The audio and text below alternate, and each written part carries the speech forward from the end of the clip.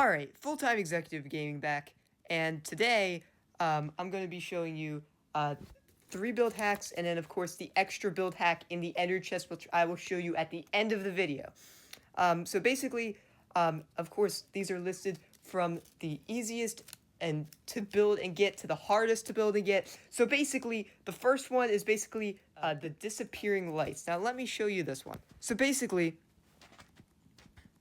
oh my god, I gotta get over there first, because it's on the other side of, it's like 40 blocks away. But anyway, because I did not have any space. I've covered a lot of space from my build from my previous video, so, yeah, it takes a while to walk over there. I should have gone to creative, but, yeah, didn't think of that. But anyways, so, of course, the ender chest, this will be opened at the end of the video, so stay tuned till the end of the video because I will reveal this at the end of the video. But let's start with the first one, which is going to be the disappearing lights. So what you're going to need for this, you're going to need 10 any light source block. So any light source block, it could be sea lanterns, it could be redstone lamps, it could really be anything. And then you're also going to need 10 item frames. You're going to need 10 black banners and 20 oak planks. Now, of course, just a side note, these planks could be any type. I just chose oak planks personally. And it also could be any amount of sea lanterns, item frames, black banners, and oak planks. I just chose this amount just for tutorial purposes. But basically, the only thing is that your light source, your item frames, and your banners all need to be half of whatever solid block you're picking to place it on, basically. So, for example, my solid block was oak planks, and I did it double than whatever the sea lanterns, the item frames, and the black banners were. So that's what you guys have to do too. You guys have to make your choice of solid block double whatever the black banners, the item frames, and the sea lanterns are. But anyways, once you get those materials, basically, you're just going to build the wall up 2 blocks, basically. So that's the first thing. You need to build up 2 blocks, and then however long you want it depends on, how many blocks you want to get and how many resources you want to spend. But basically, once you do that, all you have to do is on the bottom block, place item frames. So you're just going to place item frames on the bottom block. And then on those item frames, you're just going to place sea lanterns. And of course, or whatever your light block is. And of course, you could move these, so you could tap on the sea lantern or whatever your light source block was, and you could change its position if you want. So basically, if you wanted to change its position, you could, to make it a different, shape of light. So, for example, I'm just going to do like this pattern where it's going to be like, there's going to be one square and then like a diamond and a square and a diamond, square and a diamond, square and a diamond, square and a diamond. You can do whatever you want. You can leave it all squares, whatever you prefer. And then you'll place your banners on the top block of each of your solid blocks going across. And then once you do that, at first it'll just look like it's just black banners. But then when you give it some time, you'll see the lights slowly appearing. So basically, they'll slowly disappear, slowly reappear, and especially from this angle, like right here. It looks really neat and really realistic. So yeah, that's the first build. And I think it's really neat and realistic how they disappear and reappear, almost like they're turning off and turning on slowly. It's really interesting. Something that you can't turn half of a light source block off and then the other half off, and then back on halfway, and then back on another halfway a few seconds later. You can't really do that. So basically, this is a good way to do that. Anyways, the next one is going to be an basically generating infinite lava. I know, you guys all wanted that. But basically, all you need is 18 glass, or this doesn't even have to be glass. It could be whatever block you want, but I prefer glass because I like to see the lava above the dripstone. You'll see what I mean by that. But I like to look at the lava, basically. So that's why I like glass. But you can pick whatever block you want. And then you'll need 4 cauldrons, 4 point dripstone, and a lava bucket.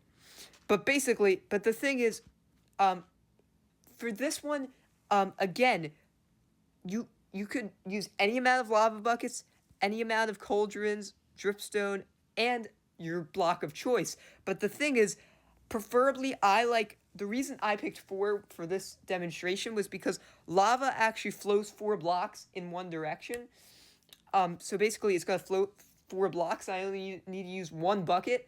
And then basically, I just put a couple blocks around that and use 4 cauldrons and 4 dripstone to match that, just to get the maximum out of 1 lava bucket. And when other YouTubers did this build hack, they made every single block of lava like a source block, and you don't need that because it just needs to have the lava touching it. It can flow over it and it have the smallest amount of lava possible, and it will still generate infinite lava. So I don't know why, and they always reinforce it. Like they're always like, you make sure they're all source blocks, and that source block is when you place the source of that block, where you place that block, that specific block where you place the lava is the source block. But you don't need to place 4 buckets of lava for 4 cauldrons and 4 dripstone. You really only need 1.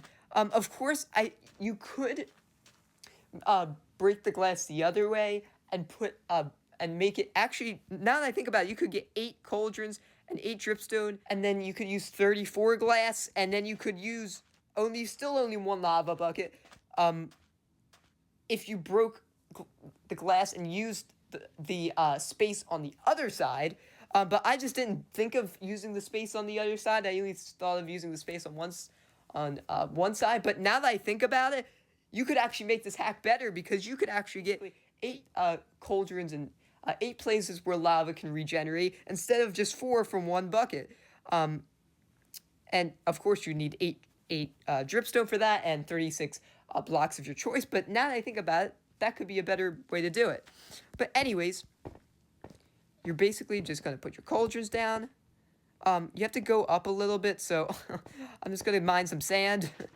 But then basically what you're going to do is you only need to go up you really only need to go up 2 blocks at first. Well, obviously the cauldron counts as a block, so technically it would be 3 blocks now that I think about it. But you go up 3 blocks, you put some glass over it, and then you're basically going to put your dripstone under that.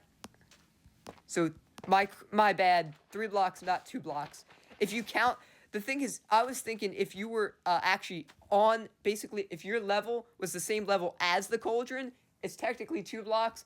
But since it's not the same level as the cauldron, it's 3 blocks. So my bad, if you're at the top of the cauldron, it's 2 blocks. If you're not, it's 3 blocks. So if you're like, basically, if like, half your body's at the level of the top of the cauldron, like here, 1 block lower, then you need 3 blocks. But anyway, you'll build up there, you'll put your glass there, then basically all you have to do is put some glass around here. Whoops, I didn't mean to place that there. Oh, that's not good. I hope I have enough still. Anyways, you're going to place all your glass around here.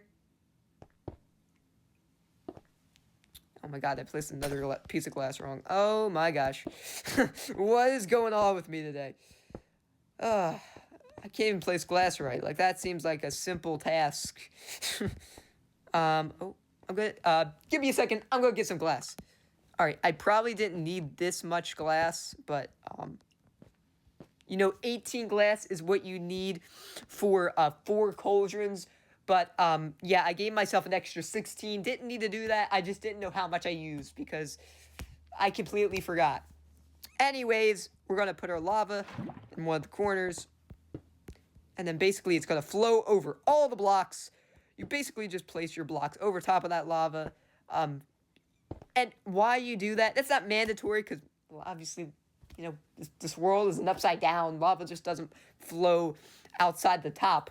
But basically, that's just to prevent someone from walking and falling into it. If there happened to be, I don't know, making some farms above it, or something, and they're working on that. If they fell on top, if they fell on top of the lava, they would just hit the block instead of actually falling in the lava and potentially dying. Anyways, so that's basically what's going to happen is you're going to see lava dripping from the dripstone, and basically that will slowly fill up these cauldrons. Now this could take this process takes so long. I mean, this could take like 30 minutes. It could take an hour. It could take a very long time to, have one of these cauldrons fill up, let alone all of them. All of them you probably need to sit here for like, who knows, 2.5, 3 hours just to get all these cauldrons to fill up, because a lot of the times it fills up 2 at a time. So you're not going to get all of them filled at once.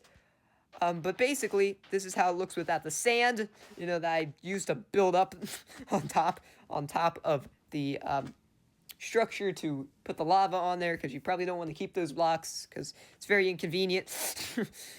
Anyways, oh my god!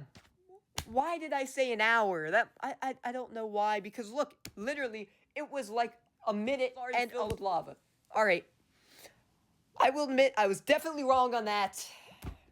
Whatever. Anyways, basically, you see it. You get the point. This is what it looks like. Anyways, the next one, and this is going to be the last one for the video, for the normal chest until the ender chest. You gotta watch to the end of the video if you want to find out what's in that ender chest. I promise you, it's something really cool.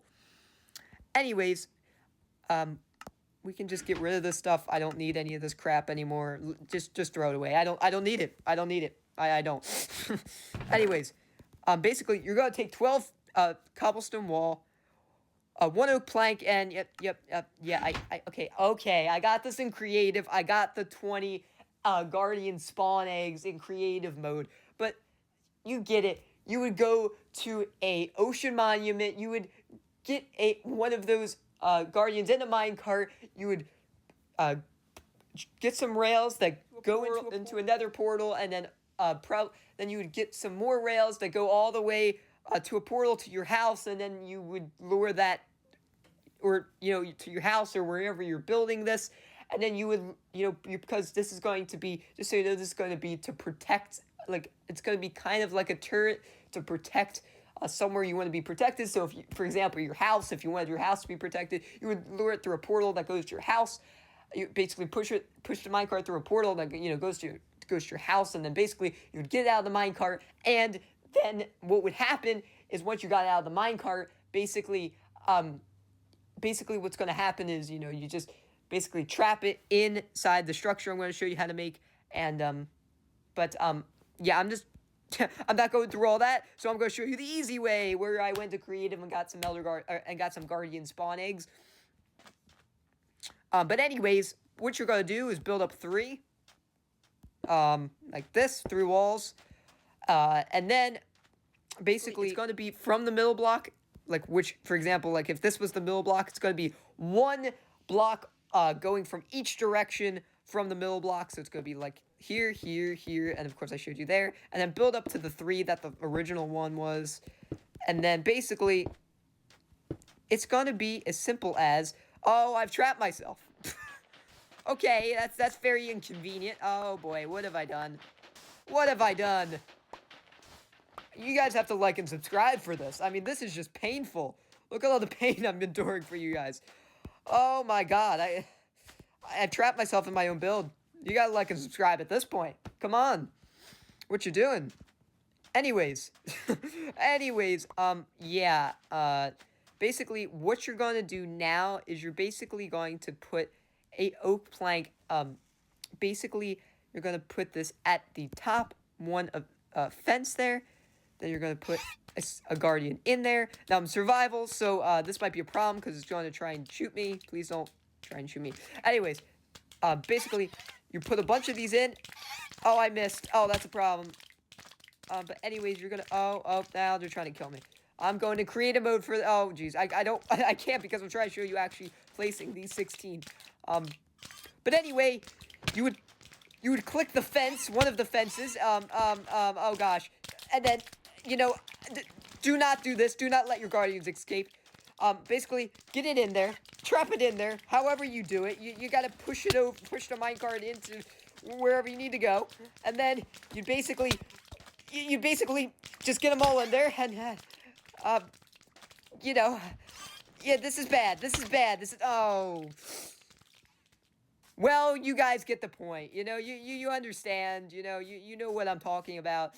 But basically, you lure all your guardians into that space, and basically, I'm going to show you what happens when you do.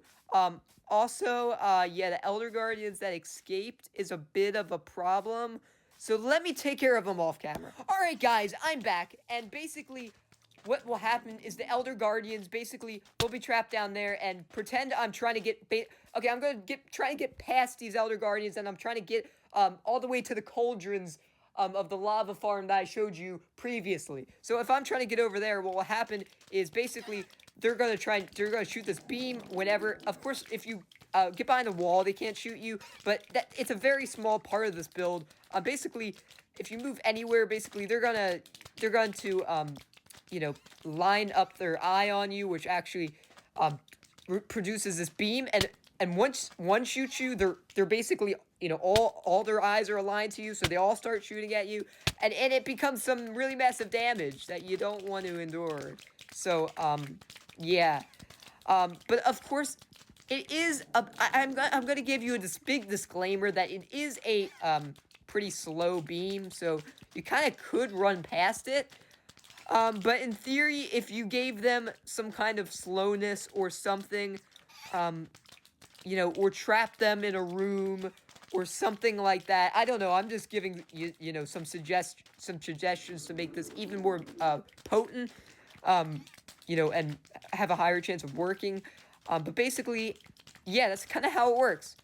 And I'm not going to show you anymore, because if I did, I would basically die.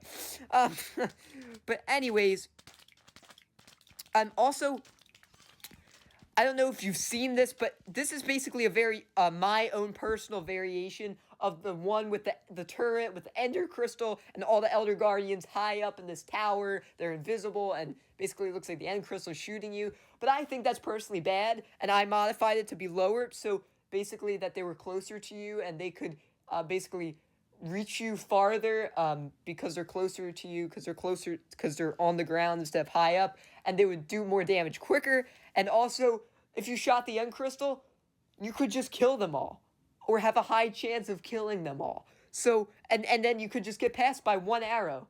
A noob with one arrow could get past it. So, without the End Crystal and all that, you know, fancy graphic stuff that people use just to, you know, make their builds look more realistic, I go for something that's actually functional and not realistic. So that's why I have no End Crystal and no invisibility, because I don't have that many visibility potions, and no one does in survival. These are build hacks, not, you know, these are for survival. The whole point of build hacks is, for me personally, is just for something to work and be compatible with survival mode. So, you know, I'm not going to have I can't give them infinite invisibility in survival mode either, and also that explains why I don't have an End Crystal there. You know, in there with the other Guardians. This is it. The moment you guys have been waiting for. Oh god, if these Guardians stop killing me, you gotta be kidding me. I'm just trying to, come on, I was just trying to show my viewers, you know, the what's in the Ender chest. Well, at least, guys, that gives you even more suspense, because I just died, and I have to go all the way back there, and the whole time I'm going back to the Ender chest, you're thinking about what could be in there, and it's really suspenseful, and you guys are all... Basically, what's going to happen is, basically, if you see my previous videos, I wait here and give you a little more suspense, but usually Guardians aren't attacking me right now, but, you know, if I hide behind a block, they're not going to attack me. Oh, gosh. So I got to make this quick. Okay, I really got to make this quick.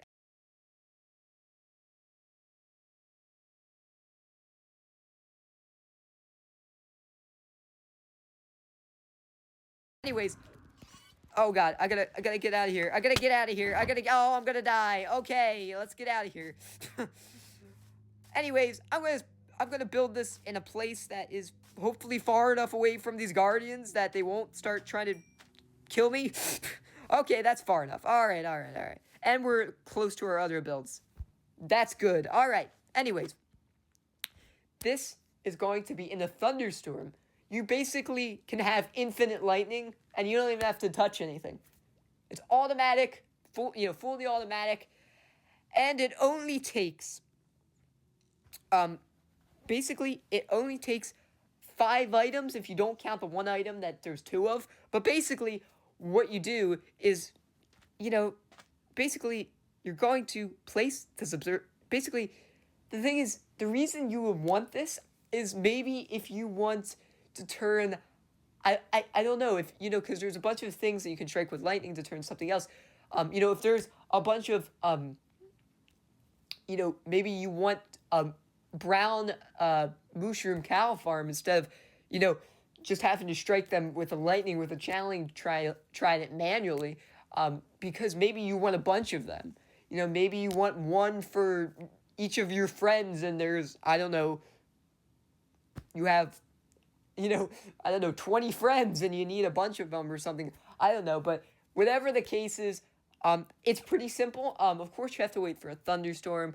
You have to be in the overworld because that's only where thunderstorms occur, and a lot of the times it rains, it's not a thunderstorm. Most of the time it rains, it's actually not a thunderstorm. It's usually a rainstorm. But if you do come in contact with a thunderstorm, you do want a lot of brown mushroom cows or whatever you want. Basically, you're going to put an observer down, and then basically, of course, observers are directional blocks, so observers face away from you. Just unlike pistons that face towards you, observers face away from you. So basically, I place this one observer down. Now I want to stand on basically facing the face of the observer and placing the other observer down. But basically, you're going to need 4. You're going to need. Okay, so I'm going to go over the basically the material list. So basically, you're going to need 2 observers, 1 piston, 1 lightning rod. You're going to need to actually have 4 repeaters, and they're all on 1 tick. So 1 tick means you don't touch anything. You just place it down, and it's automatically on 1 tick. So basically after, I'm going to show you what I mean. So basically, after you've got both the observers facing each other, and the basically you're going to put the lightning rod on the sticky piston. Then basically you're just going to put it down. You're not going to touch it or change any of the ticks on the repeater. You're just going to leave it to its default 1 tick. Basically, you're going to place 4 of those, and you're going to see that the lightning rod's going to go up and down, and the piston's going to push it and pull it back. So this is where you're going to need to try it enchanted with channeling. Now, if you want to know, of course, how to get enchantments and tridents, you're going to need to go to some of my other previous tutorial videos on my channel. I have a ton of tutorials about a ton of stuff in Minecraft, specifically Bedrock Edition, just so you know. But you can check those out on my channel. But anyways, what you're going to do is, I'm just going to go into creative mode because I only have 1 channeling trident. But I highly recommend you use multiple, because basically the reason why is because a lot of the times even when you throw 1 at a time, even if you pick it up and throw it again, a lot of the times the trident just bounces off the lightning rod right when the piston pushes it up or pulls it down. Like after a couple times, it'll like strike 1 lightning, and then it will go back down and just hit the piston, and no lightning will strike anymore because it's not actually touching the lightning rod itself. But if you throw enough of them and don't pick any of them up, eventually you're going to get 1 in a rhythm, and it will strike lightning over and over and over and over again. It's pretty cool, but let me show you. So basically, you're going to strike if I ever can hit it. Okay, so you see that one struck 1 piece of lightning once when I hit the lightning rod, but it didn't anymore. That's because I didn't get in a rhythm. But if I throw enough of them, preferably on the top. There we go. Yep. Then you'll see lightning just continuously striking down from the sky. I mean, look at this. Of course, it has to be during a thunderstorm, but still, look at this. This is insane. Imagine just walking up to your friend's base or something, and you see this going on, you probably think he has some hacks or mobs installed, and really it's just a simple redstone machine. But basically, I think you what I found out is you should throw your tridents towards the top, your channeling tridents. I found that it's more likely that they'll get in a rhythm and engage with that lightning rod if you throw it from the top.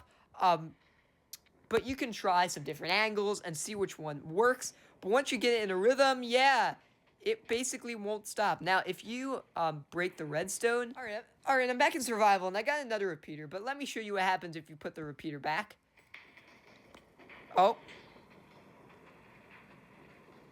Well, yes, it does kill you, obviously, if you get struck by lightning. That was stupid of me. Why was I so close? I don't even know. But basically, the thing is...